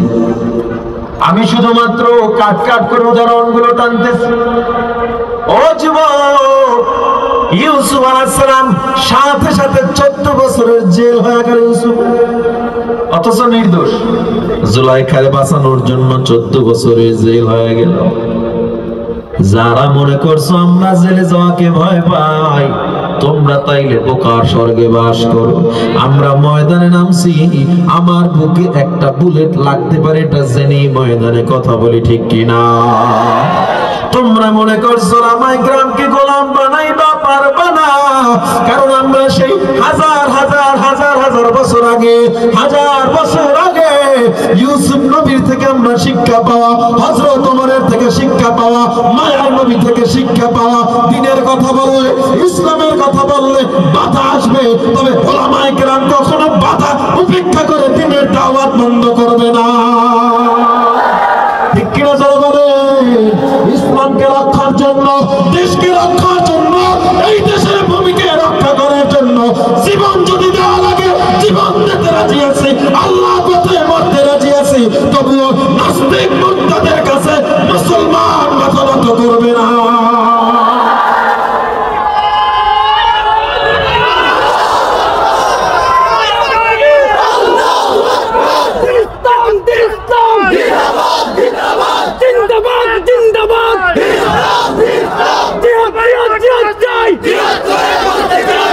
মুসলমান ইমানদার আল্লাহর গোলাম, ও যুবক, অনেকে মনে করে নবীর বিরুদ্ধে বেঈমানরা কথা বলছে, হুজুররা কেন ময়দানে নামছে, তুমি কেন নামো না? এটা আমার প্রশ্ন।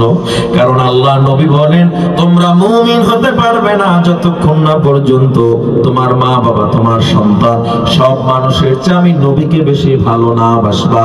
আমার কথা হলো, আমার মা বাবার দাম বেশি নাকি নবীর দাম বেশি? এই জোরে বলেন, আমার মা বাবার দাম বেশি নাকি আমার নবীর দাম বেশি?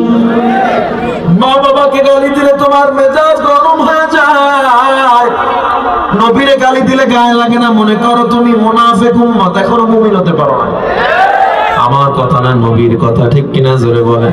বিশ্ব নবীর অপমানে যদি না কাঁদে তোমার মন, মুসলিম নয় মুনাফিক, তুমি নবীজির দুশমন। নবীর জন্য জীবন দিবে কে আছো নওজোয়ান, তাকবীর ছেড়ে সিংহ শাবক হও তুমি আগুয়ান। তোমার বুকে ঈমানের বল, জবানে আল কোরআন, ভয়ে কাঁপে কাপুরুষ সব আর নরাধম শয়তান। জীবনের চেয়ে বুকে আছে বেশি নবীজির সম্মান, কেমনে তুমি থাকবে বসে হলে তার অপমান। তুমি সাচ্চা মুসলমান, ঈমান তোমার ধন, সাচ্চা মুসলমান, ঈমান তোমার ধন। নবীর জন্য জীবন দেবে কে আছো নওজোয়ান। নারে তাকবীর, নারে তাকবীর। আমরা যে যেই দল করি না কেন, যে যেই মতের হই না কেন, আমাদের নবী কয়জন, আমাদের আল্লাহ কয়জন?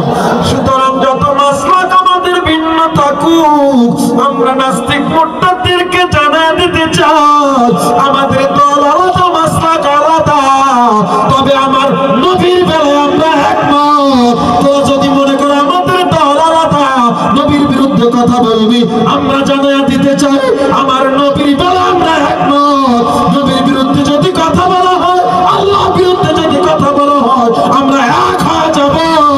এই বাংলায় কোনো নাস্তিক মুরতাদ তাগুতদেরকে থাকতে দেওয়া হবে না। মুসলমানের এই দেশেতে নাস্তিকদের ঠাঁই নাই, নাস্তিকদের পক্ষে যারা তাদের কোনো রক্ষা নাই। এই দেশেতে থাকতে হলে কোরআন মানতে হবে, কোরআন না মানলে সোনার বাংলা ছাড়তে হবে। ঠিক কিনা জোরে বলে? জোর কদমে সামনে চলো, বজ্র কণ্ঠে আওয়াজ তোলো, সবাই মিলে একই তালে দাও না স্লোগান, নারায়ে তাকবীর, নারায়ে তাকবীর। দিন ইসলাম, দিন ইসলাম, জিন্দাবাদ, জিন্দাবাদ। হে মুসলমান, সেই ইউসুফ নবী থেকে আমরা শিক্ষা পেয়েছি, জেল জুলুম আমাদের হবে, তবে আমরা আল্লাহর জন্য সব মেনে নিতে প্রস্তুত আছি। 14 বছরের জেল হয়ে গেল, বাচ্চা এদিকে, ওই বাদশা মারা গেল, জুলাইখা পাগলি হয়ে গেল, রাস্তায় রাস্তায় ঘুরে। এই কথিত জুলাইখা ইউসুফের প্রেমে পইরা পাগলের মতো হয়ে গেছে। ইউসুফ আলাইহিস সালামের জেলের মধ্যে বাকি কয়েদিরা দেখে অন্য অন্য জেলার অন্য অন্য কয়েদিদের যে অবস্থা, ইউসুফের ব্যাপারগুলো সম্পূর্ণ আলাদা, এর সাথে কারোর সাথে মিলেই না। বাদশা একটা স্বপ্ন দেখছে, কে ব্যাখ্যা করবে? বড় বড় স্বপ্নের ব্যাখ্যাকারী দাওয়াত দিছে, কারো ব্যাখ্যাই বাদশার পছন্দ হয় না। জেলারদেরকে ডাক দিয়ে একজন কয়েদি কয়, আমাদের সাথে ইউসুফ নামে একজন আছে, ও সুন্দর ব্যাখ্যা করে, ওর একটু নিয়ে যান। বাদশার সামনে নিয়ে যাওয়া হয়। ইউসুফ আলাইহিস সালামকে ওর বাদশা বলে, ও ইউসুফ, আমি স্বপ্নে দেখলাম 60টা মোটা তাজা গরু 60টা জীর্ণ শীর্ণ শুকনা গরু খেয়ে ফেলতেছে। কি সমস্যা নয় বলো? ইউসুফ আলাইহিস সালাম স্বপ্নের ব্যাখ্যা দিয়ে দিলেন, 7 বছর মিশরে দুর্ভিক্ষ দেখা দিবে। এই দুর্ভিক্ষের সময় যদি খাবার মজুদ না করে রাখেন, মানুষ না খেয়ে মারা যাবে। বাদশার পছন্দ হয়ে গেছে ব্যাখ্যাটা। বাদশা এবার কয়, যত ব্যাখ্যাকারী আনলাম, ইউসুফের মতো এত সুন্দর ব্যাখ্যা কেউ দিতে পারে নাই, খাবার মজুদ করা লাগবে। কিন্তু ব্যাখ্যা যেহেতু ইউসুফ দিছে, ওই ভালো করে বুঝবে খাবারও কেমনে মজুদ করা লাগবে। ইউসুফকে 14 বছর পর মুক্তি দিয়ে দেওয়া হয়। এবার মুক্তি দিয়া কই রাখবে বলে, বাদশার উপদেষ্টা পরিষদের প্রধান বানায় দেওয়া হয়। বুঝেননি? প্রধানমন্ত্রীর উপদেষ্টা, ওই যে দাড়ি কামাইছে সালমান এফ রহমান, এরা উপদেষ্টা ছিল, এরকম উপদেষ্টা। তো ইউসুফ আলাইহিস সালাম উপদেষ্টা হইছে। এবার বাদশারে যে সুন্দর সুন্দর উপদেশ দেয়, কেমনে কি করবে। বাদশা তাকায় দেখে, আমার চেয়ে অনেক বেশি জ্ঞান ইউসুফের মধ্যে আল্লাহ দিয়ে রাখছে। বাদশা সাথে সাথে ইউসুফ আলাইহিস সালামকে খাদ্য মন্ত্রীর দায়িত্ব দিয়ে দেয়। সুবহানাল্লাহ, জোরে বলবেন না? ইউসুফ আলাইহিস সালামের পারফরম্যান্স দেখে এত আবির্ভূত, ইউসুফ আলাইহিস সালামকে বাদশা একাধারে প্রধানমন্ত্রীর বাদশাহী দায়িত্ব দিয়ে দিল। বাদশা এখন উপদেষ্টা পরিষদে চলে গেল। ইউসুফের চেয়ে পাওয়ারফুল ব্যক্তি মিশরে এখন কেউ নাই, অথচ সে ইউসুফকে ভাইরা কূপে ফেলে দিয়েছিল। কূপ থেকে আজকে প্রধানমন্ত্রী বানাইলো কে? ইউসুফ ভরসা করছিল কার উপরে? 14 বছরের জেলখানায় কেটেও যে আল্লাহ বাদশা বানাইতে পারে দেখায় দিলেন আল্লাহ। ইউসুফ আলাইহিস সালামের দিকে চিন্তা, আজকে 35-40 বছর আমার বাবারে দেখি না, ইয়াকুব আলাইহিস সালামকে দেখে না, ভাইদেরকে দেখে না। যেহেতু দুর্ভিক্ষ, কেনানেও তো দুর্ভিক্ষ লাগছে, এই 35-40 বছর পর হলেও তার ভাইরা মিশরে ত্রাণ নেওয়ার জন্য আসবে। প্রজাদেরকে ডাক দিয়ে ইউসুফ আলাইহিস সালাম কয়, কেনান থেকে যদি 10 ভাই বা 11 ভাই একসাথে আসে, আমার অনুমতি ছাড়া কম দিবা না, আমার অনুমতি ছাড়া কম দিবা না। 1 মাস পর 10 ভাই একসাথে আসছে। কত বছর সাক্ষাৎ নাই? 40 বছর, কোন কোন তাফসীর 35-36 বছর। এবার প্রজা এসে কয়, যাব না, কেনান থেকে 10 ভাই একসাথে আসছে। ইউসুফ নবী কয়, তাদেরকে রাজকীয় মেহমানদারি করো। ভিতরে নিয়ে ভিআইপি খানা দেওয়া হলো। ভাইরা অবাক হয়ে গেল, আমরাও তো সাধারণ মানুষ, কাউকে এত ভিআইপি খানা দেওয়া হলো না, আমাদের কেন এত ভিআইপি খানা? খানা খাইতে যখন বসছে, ইউসুফ আলাইহিস সালাম চেহারা একটা নেকাব বেঁধে ভাইদের সামনে আসছে 40 বছর পর। ভাইদের সামনে এসে ডাক দিয়ে, আপনারা কেমন আছেন? বলে, আলহামদুলিল্লাহ, আমরা ভালো আছি। আপনাদের বাড়ি কই? বলে, কেনান। আপনারা কয় ভাই? বলে, আমরা 11 ভাই। 11 ভাই, বাকি ভাই কই? বলে, বিনিয়ামিন সে বাড়ি বাবার কাছে আছে। ইউসুফ আলাইহিস সালাম কয়, তোমরা আসলে কি 11 ভাই? কয়, ইহুদা দাঁড়ায় কয়, না, আমরা 12 ভাই। বিনিয়ামিনের একজন বড় ভাই ছিল ইউসুফ, তারে বাঘে খেয়ে ফেলেছে। ইউসুফ আলাইহিস সালাম কয়, বিনিয়ামিন কই? বলে, বাবার কাছে। ইউসুফ আলাইহিস সালাম কয়, তার মানে তোমার বাবা এখনো বেঁচে আছে? বলে, হ্যাঁ, বেঁচে আছে। ইউসুফ আলাইহিস সালাম কয়, ও ইহুদা, তোমার বাবা কেমন আছে? ইহুদা চোখের পানি ছেড়ে কাঁদে আর কয়, ও বাচ্চা জাহাপনা, আমার বাবা সেই ইউসুফের বিরহ বেদনায় কান্না করতে করতে অন্ধ হয়ে গেছে, কান্না করতে করতে অন্ধ হয়ে গেছে। ইউসুফ আলাইহিস সালাম সহ্য করতে পারে না, দৌড়ে ঘরের মধ্যে চলে গেল। পার্সোনাল কামরার মধ্যে যায় বালিশের সাথে মাথাটা লাগাইছে। যখন শুনছে ইউসুফ আলাইহিস সালাম, যখন শুনছে ইউসুফ আলাইহিস সালাম তার বাবা তার জন্য কাঁদতে কাঁদতে অন্ধ হয়ে গেছে, ইউসুফ নিজের কন্ট্রোল করতে পারে না, ভিতরে গিয়ে কান্না করে আর বলে, আল্লাহ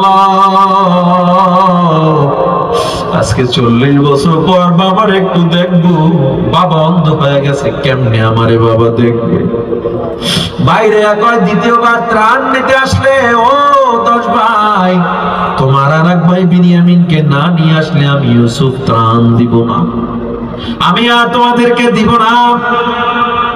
ইউসুফ আলাইহিস সালাম কামরায় চলে গেল, ভাইরা গম নিয়ে কেনানে চলে গেল।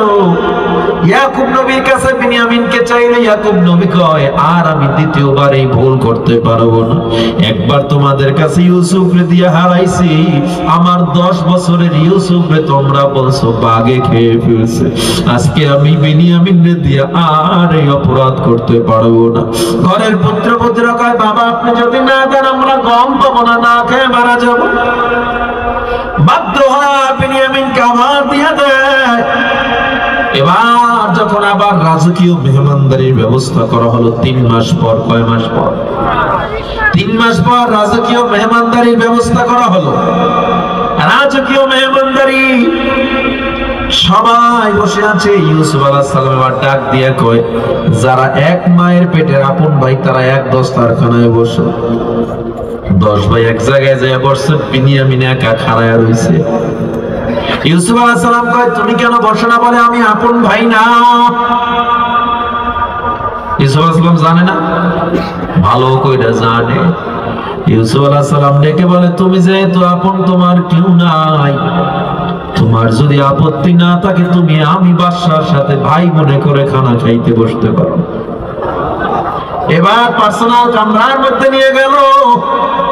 ইউসুফ আলাইহিস সালামের সামনে বাদশাহী খানা যখন দেওয়া হয়, বিনিয়ামিন ভয় খানায় হাত দেয় না, রাজার সামনে কেমনে খাবো। ইউসুফ আলাইহিস সালাম চেহারার নেকাবটা সরায়া কথা বলে, বিনিয়ামিন তারে চিনতে পারে না, কারণ ছোটবেলায় দেখছে। ইউসুফ আলাইহিস সালাম বলে, বিনিয়ামিন খানা খাও। বিনিয়ামিন খানা খায়, আর ইউসুফ নবী তাকায় তাকায় দেখে, আর বলে, বিনিয়ামিন তোমার বাবা কেমন আছে? বিনিয়ামিন তো, আমার বাবা ভালো আছে, তবে আমার বাবা অন্ধ হয়ে গেছে, আমার এক ভাই ছিল ইউসুফ নামে, এত ভালো ছিল আমার ভাই, যেই ভাই গোটা কেনানের মধ্যে প্রশংসিত হয়েছিল, যার ব্যবহার চেহারা চলন বলন এত সুন্দর, গোটা কেনানের মানুষ তার পাগল হয়ে গেছে। আমার এই যে বাকি সব ভাই 10 জন, এরা ষড়যন্ত্র কইরা আমার ভাইরে বাঘের মুখে দিয়ে গেছে। জানি না আমার ভাই এখন বেঁচে আছে কিনা, তবে আমার বাবা বারবার বলে ইউসুফ নাকি কোনো একদিন তার সামনে এসে দেখা দিবে। ইউসুফ আলাইহিস সালাম চোখের পানি ছেড়ে কাঁদে আর কয়, ও বিনিয়ামিন, 40 বছর যাকে হারাইছো, তোমার বাবা তার জন্য এখনো কাঁদে। ও বিনিয়ামিন, তুমি যদি শোনো সে এখনো বেঁচে আছে। বিনিয়ামিন আটকে উঠছে, কি বলেন? ইউসুফ আলাইহিস সালাম বলে, হ্যাঁ আমার মনে হয় বেঁচে আছে। এবার বিনিয়ামিনকে একটু আমার চেহারার দিকে তাকায় দেখো, চেনা চেনা লাগে কিনা। বিনিয়ামিন অনেকক্ষণ তাকায় বলে, আপনার চেহারাটা আমার বাবার মতো দেখা যায়, আপনার চেহারার মধ্যে তো নূর, এত আলো, আমার মনে হয় আপনি মনে হয় কোন পয়গম্বর। ইউসুফ আলাইহিস সালাম বিনিয়ামিনের খানা শেষ, হাতটা ধোয়ার পর বিনিয়ামিনকে কাছে বসাইয়া কাঁধে হাত রাইখা, বিনিয়ামিনকে বুকের উপরে মাথাটা রাইখা কয়, বিনিয়ামিন ছোটবেলায় আমি তোমার এইভাবে কাঁধে করে খেলাধুলার জন্য মাঠে মাঠে হাঁটছিলাম। ও বিনিয়ামিন, যেই ভাইরে হারাইছো সেই ভাই আমি ইউসুফ। আল্লাহু আকবার, জোরে বলেন আল্লাহ। বিনিয়ামিন লাফ দিয়ে উঠা ইউসুফ নবীর কপালে চুমু খায়। দিয়া কইলি আজ যদি শুনে আমার বাবা তুমি বেঁচে আছো, আমার বাবার মতো খুশি আর কেউ হবে না। ও ভাই তবে বড় আফসোস, বাবা কেমনে তোমারে দেখবে, অন্ধ হয়ে গেছে। ইউসুফ আলাইহিস সালাম বলে বিনিয়ামিন খবরদার, আমার অনুমতি ছাড়া ভাইদের কাছে পরিচয় দিবা না। ভাইদের সামনে যাইয়া অনেক ঘটনা, লম্বা ঘটনা, বিভিন্ন কৌশলে বিনিয়ামিন ইউসুফ আলাইহিস সালাম রাইখা দেয়, ভাইকে রাইখা দেয়, বাকিদেরকে পাঠায় দেয়, পরিচয় দিয়ে দেয়। ভাইরা যখন পরিচয় পায় এটা ইউসুফ, সবাই পাও ধরে ক্ষমা চাইতে যায়। কিন্তু ইউসুফ আলাইহিস সালাম বলে কূপে যেদিন আমারে ফালাইছো, ওই কূপে পড়ার সাথে সাথে আমি সেদিন তোমাদের ক্ষমা করে দিয়েছিলাম। নবীদের চরিত্র এমন, তায়েফের ময়দানে বেঈমানরা আমার নবীরে পাথর মেরে রক্তাক্ত করে দিল। রক্ত পড়তে পড়তে নবীর জুব্বা ভিজে এক ফোঁটা রক্তের জমিন যখন পড়ে গেল, জমিনটা থরথর করে কেঁপে উঠল। জমিন ডাক দিয়া আল্লাহ, আল্লাহ, এক ফোঁটা রক্ত যদি আমার গায়ে লাগে এই জমিন আমি উল্টে যাব। জিবরিল আমিন কয় একবার যদি হুকুম দেন তায়েফের পাহাড় দিয়া তায়েফবাসীরে মেরে ফেলবো। আমার নবী বলেন আল্লাহুম্মা হাদি কওমি লিআন্নাহুম লা ইয়ালামুন, আল্লাহ আমার কওমকে maaf করেন, আর অবুঝরা বুঝে না ওদের হেদায়েত দিয়ে দেন। মানুষ কখনো প্রতিশোধ পরায়ণ হতে পারে না। আমার আঘাত করছে maaf করে দিলাম, গালি দিছো maaf করে দিলাম। ইউসুফ আলাইহিস সালাম ক্ষমা করে দিলেন, বাবার নিয়ে আসার জন্য বললেন, সাথে একটা জুব্বা দিয়ে দিলেন। জুব্বাটা নিয়ে যখন মিশরের বর্ডার থেকে কেনানে ঢুকলো, ওই বর্ডার থেকেও কেনানে ইউসুফ নবীর বাড়ি, ইয়াকুব নবীর বাড়ি 500 মাইল। কত মাইল? ওই বর্ডার ক্রস করে যখন ভিতরে ঢুকলো, 500 মাইল দূরে ইয়াকুব নবী লাফ দিয়ে দাঁড়ায়া কয় আমি ইউসুফের ঘ্রাণ পাইতেছি। একে পুরসিদা জাগম করদা ফরজন্দ কে আয় রোশন গোহর পীরে খিরাদমন্দ জিমে শিরশ বুয়ে পীরা হাশনিদি চেরা দর্দি দহে তারম নয়াই বগুপ্ত হওয়াল মা বরকে জাহানাস দমে পয়দাওতে গরদম নহানস গাহে বরতা রেমে আলা নশীনাম গাহে বর পুশতে পায়ে খুদ নবীনম अगर दरवेश बड़ा हाले बमंदे সরদস্তাজ দুআলম্বর ফসন্দে। মানুষ বলতেছে তুমি কি পাগল হয়ে গেছো?